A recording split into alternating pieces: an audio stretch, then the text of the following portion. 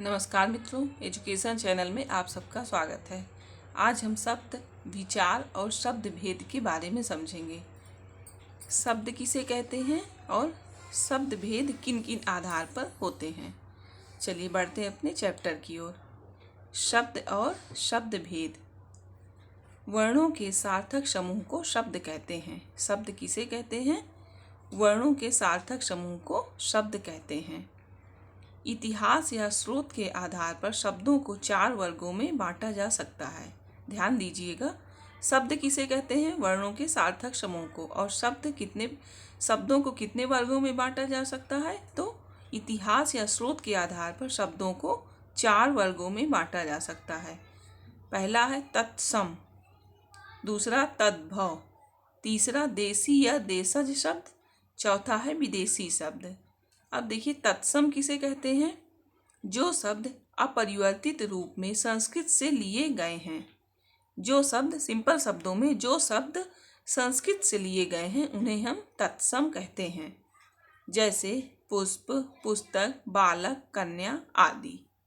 जो शब्द संस्कृत से लिए गए हैं वो शब्द तत्सम कहलाते हैं। तद्भव, संस्कृत के जो शब्द प्राकृत, अपभ्रंश, पुरानी हिंदी आदि से गुजरने के कारण आज परिवर्तित रूप में मिल रहे हैं उन्हें हम तद्भव कहते हैं।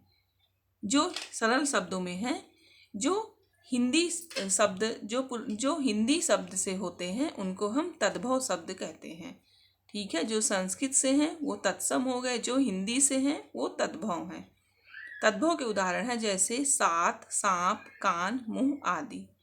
देसी या देशज शब्द, यह वे शब्द हैं जिनका स्रोत संस्कृत नहीं है किंतु वे भारत में ग्राम्य क्षेत्रों अथवा जनजातियों में बोली जाने वाली संस्कृत से भिन्न भाषा परिवारों के हैं। ये ना ही हिंदी है ना ही संस्कृत है। ये भारत में ग्राम्य क्षेत्रों, भारत के ग्रामीण क्षेत्रों अथवा जनजातियों के बीच बोली जाने वाली जो भाषा थी उसी को हम देसी या देशज शब्द कहते हैं। इसके उदाहरण हैं झाड़ू, पगड़ी, लोटा, झोला, टांग, ठेठ आदि। अब हो गए विदेशी शब्द। ये शब्द अरबी, फारसी या अंग्रेजी से प्रमुखता आए हैं। विदेशी शब्द किससे आए हैं? अरबी, फारसी, अंग्रेजी आदि से विदेशी शब्द आए हैं। तो इतिहास या स्रोत के आधार पर शब्द कितने प्रकार के होते हैं? 4 प्रकार के। तत्सम, तद्भव, देसी या देशज, विदेशी। अब देखिए विदेशी शब्द। अरबी, फारसी, बाजार, अल्लाह, सजा, बाग, बगीचा, बर्फ, कागज, कानून, गरीब, ये सब अरबी या फारसी शब्द हैं आपके। अब ये हो गए अंग्रेजी शब्द। डॉक्टर, टैक्सी, डायरी, अफसर, degree, ticket, party, motor, gas, college आदि। ये सारे अंग्रेजी शब्द हो गए। पुर्तगाली शब्द अलमारी, स्त्री, कनस्तर, कप्तान, गोदाम आदि। फ्रांसीसी शब्द काजू, कारतूस, अंग्रेज आदि। जापानी शब्द रिक्शा, चीनी, चाय, लीची। ठीक है, ये हमारे क्या थे? सारे विदेशी शब्द थे। अरबी, फारसी, अंग्रेजी, पुर्तगाली, फ्रांसीसी, जापानी, चीनी, ये सारे विदेशी शब्द से आते हैं। अब देखिए, रचना के आधार पर शब्द 3 प्रकार के होते हैं। इतिहास या स्रोत के आधार पर शब्द 4 प्रकार के होते हैं और रचना के आधार पर शब्द 3 प्रकार के होते हैं। ध्यान दीजिएगा कौन कौन से। फर्स्ट है रूढ़, यौगिक, योग रूढ़। रूढ़ किन्हें कहते हैं? जिन शब्दों के सार्थक खंड ना हो सके, जिन शब्दों के सार्थक खंड ना हो सके और जो अन्य शब्दों के मेल से ना बने हो। जैसे दिन, घर, किताब। जिनके खंड नहीं होते और जो अन्य शब्दों के मेल से नहीं बनते उन्हें हम रूढ़ शब्द कहते हैं। ठीक है, अब देखिए यौगिक, वे शब्द जिसमें रूढ़ शब्द के अतिरिक्त एक शब्दांश, उपसर्ग या प्रत्यय या एक अन्य रूढ़ शब्द अवश्य होता, जैसे नमकीन, उन्हें हम यौगिक कहते हैं। वे शब्द जिसमें रूढ़ शब्द के अतिरिक्त एक शब्दांश, उपसर्ग या प्रत्यय या एक अन्य रूढ़ शब्द अवश्य होता है तो उसे हम यौगिक शब्द कहते हैं। जैसे नमकीन, नमक रूढ़ और ईन प्रत्यय। ठीक है। रूढ़ में क्या होता है, इसके खंड नहीं होते और ये किसी के मेल से नहीं बनते ऐसे शब्द, और ये मेल से बनते हैं। इनमें उपसर्ग प्रत्यय या हो सकता है या अन्य रूढ़ शब्द अवश्य हो सकते हैं। तो ऐसे शब्दों को हम यौगिक शब्द कहते हैं। योग रूढ़ किसे कहते हैं? जिन यौगिक शब्दों का एक रूढ़ अर्थ में प्रयोग होने लगता है उन्हें हम योग रूढ़ शब्द कहते हैं। जैसे पंकज, पंकधन जा, अर्थात कीचड़ में जन्म लेने वाला, किंतु इसका प्रयोग केवल कमल के अर्थ में होता है। समझ में आ रहा है? तो ऐसे शब्दों को हम योग रूढ़ कहते हैं। ठीक है। ये थे रचना के आधार पर कौन कौन से? रूढ़, यौगिक, योग रूढ़। अब देखिए व्याकरण की दृष्टि से शब्द कितने प्रकार के होते हैं? तो व्याकरण की दृष्टि से शब्द 2 प्रकार के होते हैं, विकारी शब्द और अविकारी शब्द। ध्यान दीजिएगा, विकारी किसे कहते हैं?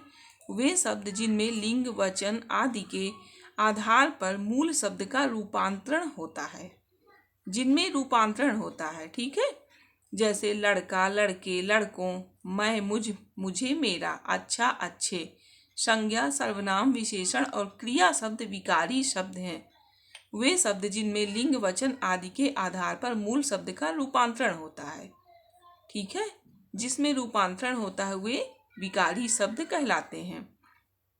संज्ञा, सर्वनाम, विशेषण और क्रिया शब्द विकारी शब्द हैं।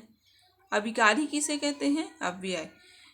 अविकारी या अव्यय जिन शब्दों का प्रयोग मूल रूप में होता है और लिंग, वचन आदि के आधार पर उनमें कोई परिवर्तन नहीं होता। ध्यान दीजिएगा, विकारी में क्या होता है? परिवर्तन होता है, रूपांतरण होता है, और अविकारी में परिवर्तन नहीं होता।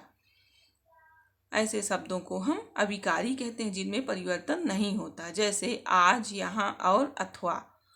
क्रिया विशेषण, संबंध बोधक, समुच्चय बोधक और विस्मयादि बोधक शब्द अविकारी शब्द हैं। ठीक है। इतिहास या स्रोत के आधार पर शब्द 4 प्रकार के होते हैं। रचना के आधार पर शब्द 3 प्रकार के होते हैं। व्याकरण की दृष्टि से शब्द 2 प्रकार के होते हैं। अब देखिए पर्यायवाची शब्द किसे कहते हैं? जो शब्द समान पर्याय में प्रयुक्त होते हैं वे पर्यायवाची शब्द कहलाते हैं। पर्यायवाची या समानार्थी। पर्यायवाची को हम समानार्थी शब्द भी कहते हैं। देखिए कुछ पर्यायवाची यहाँ पर दिया हुआ है, ध्यान दीजिएगा। जैसे अग्नि, अग्नि की क्या पर्यायवाची होगी? आग, अनल, पावक, वही, हुतासन आदि। असुर का दानव, दैत्य, दनुज, राक्षस आदि। अनुपम, अपूर्व, अनोखा, अद्भुत, अनूठा आदि। अमृत का सुधा, पीयूष, अमीय, जीवन, जीवनोदक आदि। अश्व का घोड़ा, घोतक, तुरंग, बाजी है आदि। पर्यायवाची सिंपल शब्दों में आप समझिए, जैसे अग्नि हो गया, और ये सारे शब्द क्या हैं? इनके पर्यायवाची अग्नि के, लेकिन सब का अर्थ क्या निकलता है? एक ही होता, सबका मतलब एक ही होगा। जो समान अर्थ वाले शब्द होते हैं उन्हें हम समानार्थी या पर्यायवाची शब्द कहते हैं। इसी प्रकार से जैसे आनंद का होगा, देखिए मोद, प्रमोद, आमोद, हर्ष। आश्रम का मठ, विहार, कुटी, स्तर। इच्छा का आकांक्षा, ईप्सा आदि। इंद्र, शूरपति, देवेश, देवेंद्र। इसी प्रकार से ईश्वर, कपड़ा, कमल का देखिए जलज, नीरज, वारिज, पदम, राजीव। ठीक है। तो ये हमारे थे पर्यायवाची जिनके अर्थ समान होते हैं। जो शब्द समान होते हैं उन्हें हम पर्यायवाची या समानार्थी शब्द कहते हैं। तो मित्रों आज का हमारा चैप्टर यहीं से समाप्त होता है। उम्मीद करती हूँ आप लोगों को अच्छे समझ में आया होगा। धन्यवाद मित्रों।